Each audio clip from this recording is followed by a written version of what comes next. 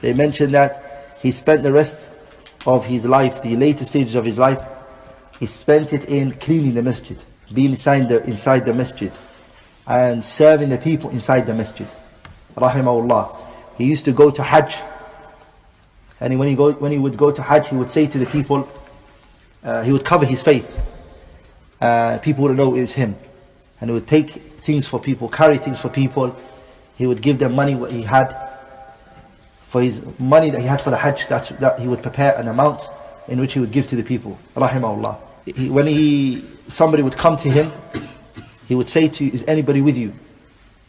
If they say no, he said, can you see anyone around? If they say no, he would give them money.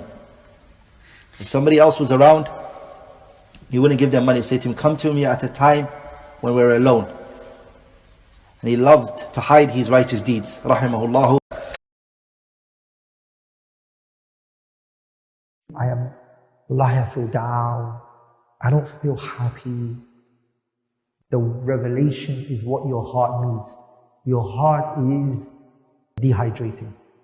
And it's calling for the revelation. It's saying, give me the wahi. If you go back to this Quran and you go back to the revelation, your heart will find tranquility. And comfort in the prayer, number one, is al-ikhlas, sincerity. The reason why you're doing this, you want from Allah Ta'ala. You love Him. You're looking to please Him Subhanahu wa Ta'ala. You're trying to get closer to Allah, not the creation. That's why you're doing it. Don't make it a worldly reason.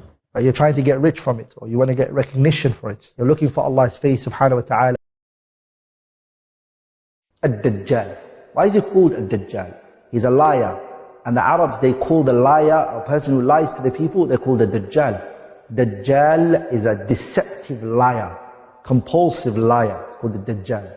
He gives people false impression. He makes things look like what it really isn't.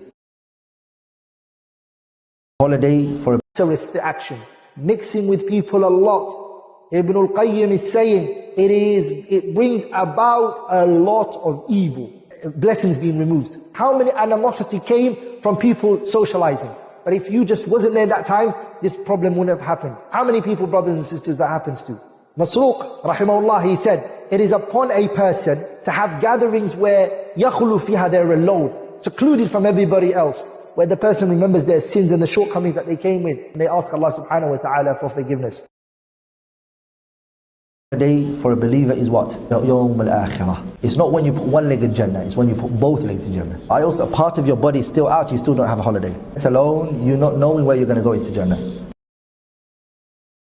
The ones problems in your marriage affect your day-to-day life. They will affect your work, even if you have your own business, even if you're working from home, even if you're a student and you're studying, or you're a mother who is raising children. If you and your spouse are in disagreement, it affects you. You take it with you to other places, and the feeling is not good. Allah hasn't created us subhanahu wa ta'ala to love such a discord and disagreement. And the more we become distant from the Quran and the Sunnah, the more we end up being in more problems and more problems. And the more we're closer to the Book of Allah and the Sunnah, the more our problems are solved. Brothers and sisters, if your marriage is good, your life will be very easy and smooth. You'll be relaxed. The thing that the Prophet had, if you study his seerah and his biography, one of the qualities that you saw from him ﷺ was that he knew the people he was dealing with. Some of them were Bedouins that didn't understand and comprehend. And the Messenger ﷺ showed softness and generosity and kindness. But whereas his closest students, the closest ones around him, he would tell them the truth. He would tell the truth to everybody, but he was different in the way he dealt with Abu Bakr and Umar and Uthman and Ali, than in comparison to the way he dealt with a Bedouin man that would just randomly come.